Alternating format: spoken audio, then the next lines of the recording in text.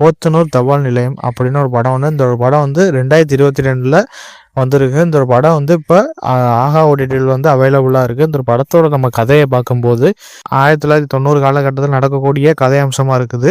அது எப்படின்னா, ஹீரோ வந்து ஃபாரினில் படிச்சுட்டு ஒரு கம்ப்யூட்டர் பிஸ்னஸ் பண்ணணும் அப்படின்னு சொல்லிட்டு ஒரு கட்டத்தில் வராப்புல, அவருக்கு கிட்டத்தட்ட எப்படி பண தட்டுப்பாடு அதிகமாக இருக்கிறதுனால அந்த கம்ப்யூட்டர் பிஸ்னஸ் வந்து பெரிய லெவலுக்கு கொண்டு வரணும் அப்படின்னு சொல்லிவிட்டு அவர் வந்து நினைக்கும் போது அவர் பணம் ஒரு கட்டத்தில் இல்லாதனால இங்கே வந்து ஒவ்வொரு பேங்காக அலைஞ்சிக்கிட்டு இருக்கும்போது அவருக்கு எந்த ஒரு பண உதவியுமே ஒரு கட்டத்தில் கிடைக்காது. அது கொஞ்சம் ரொம்ப ஒரு டிப்ரெஷனாக இருக்கிற நிலைமையில நம்ம ஹீரோட அப்பா வந்து ஒரு தபால் நிலையத்தில் வந்து ஒரு பெரிய ஒரு மேனேஜராக இருக்கும் போகும்போது இதுதான் கிட்டத்தட்ட எல்லாமே ஒரு நேர்மையான ஒரு ஆளாக இருக்காப்புல. கணக்கு இருந்து எல்லாமே பக்காவாக துல்லியமாக வச்சிருப்பாங்க. ஆனால் அவருக்கு வந்து அந்த போஸ்ட் ஆஃபீஸில் வந்து சேஃப்டியே இல்லாத ஒரு போஸ்ட் ஆஃபீஸாக இருக்கு. எது வச்சாலும் பல லட்ச ரூபா அதில் வச்சாலும் திருட்டு போகிற அளவுக்கு அந்த தபால் நிலையம் இருக்கு. ஏன்னா செக்யூரிட்டி கார்டு யாருமே கிடையாது. ஹீரோட அப்பா வந்து ஒரு கட்டத்தில் வந்து நல்ல ஒரு வேலையை ஒரு கட்டத்தில் போயிட்டு இருக்காங்க. அப்போதான் ஒரு பெரிய ஒரு பணக்காரர் வந்து கிட்டத்தட்ட ஒரு 6 லட்ச ரூபா டெபாசிட் பண்ணிட்டு ஒரு கட்டத்தில் போயிடாப்புல. போகும்போது அந்த பெரிய ஒரு அமௌண்ட்டாக இருக்குது அப்படின்னு சொல்லிவிட்டு அந்த ஒரு வண்டியில் கொடுக்க முடியாமல் மிஸ் பண்ண போகும்போது அந்த பணத்தை வந்து நம்ம ஹீரோட அப்பா வந்து வீட்டுக்கு எடுத்துகிட்டு போகும்போது சரி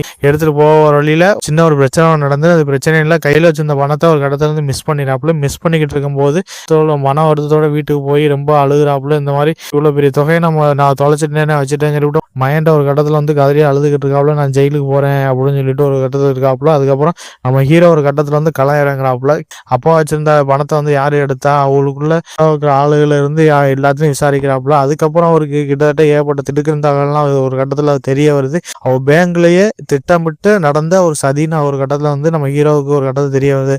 அதுக்கப்புறம் அந்த பணத்தை திருடின மெயினான ஆள் யாருன்னு சொல்லிவிட்டு கைஸ் இந்த ஒரு படத்தோட ஒரு கதை அம்சமாக இருக்குங்க. அதை பார்க்கும்போது எல்லாமே பார்க்கறதுக்கு கிட்டத்தட்ட 1990 காலகட்டத்தில் நடக்கக்கூடிய சம்பவமாக போட்டு இந்த ஒரு படத்தை எடுத்து வச்சிருக்காங்க. அதை பார்க்கும்போது அந்த ஒரு 90s காலகட்டத்துக்கு நம்ம போயிடுவோம். என்ன பொருள் இருந்து நம்ம இந்த கார் பைக்கு இந்த பஸ்ஸு இந்த இதெல்லாம் போட்டு அழகாக நீட்டாக சூப்பராக கொடுத்துருக்காங்க. அதை பார்க்கும்போது எல்லாமே அந்த 90s காலகட்டத்தை நம்ம கூட்டிகிட்டு போயிடுவாங்க. நியூ ஃபோட்டோகிராஃபில் இருந்து எல்லாம் பார்க்குறதுக்கு சூப்பராக அழகாக கொடுத்துருக்காங்க. நேச்சுரலாக நம்ம 90s ஃபீல் தான் வரும். 90 காலகட்டத்தில் நடக்கக்கூடிய சம்பவமாக இந்த ஒரு போட்டு இந்த சினிமா ஃபோட்டோ எடுத்து வச்சிருக்காங்க. கண்டிப்பாக ஒரு கட்டத்தில் வந்து பாராட்ட தெரிவிக்கணும். மித்தபடி குறைய போட்டது இதில் வந்து ஏகப்பட்ட கேரக்டர் நடிச்சிருக்காங்க. ஏகப்பட்ட கேரக்டர்லாம் எல்லாமே புதுமுக கேரக்டராக தான் இருந்துச்சு.